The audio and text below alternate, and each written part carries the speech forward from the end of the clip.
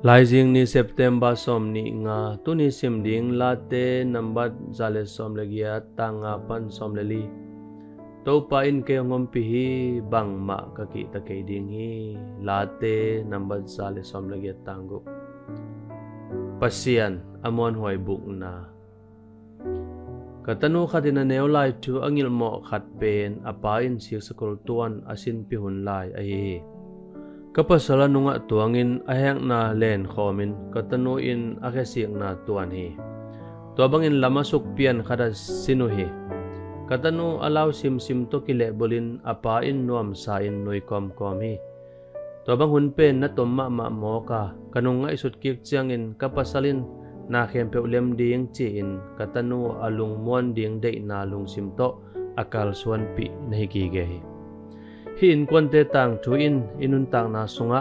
law na ito hun et sang na ai ei mu na panin tua lampi asuk pian hi yai pen lawai loma ma thei ding hi akituk ding in kinga isun leng zong namma ma khading hi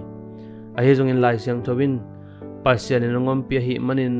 law ding kisam lo chi thu hong pok sai mi hing hu na kitchen lo hangin i hak sat hun chiangin ama pen amuan hoi ibuk na a hi pasien pen ei teng hu pa achi chiangin ilaw pen i han cham pen huna hong hu ding mon hoi chi na hi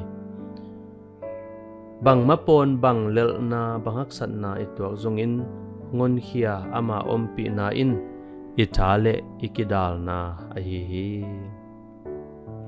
nahak san na sunga bang chehunin pasian ompi na napokhayam ama in hongkoi chehu hiam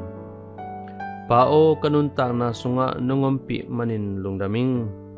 nongnai omlam kapok ding honghu in amen.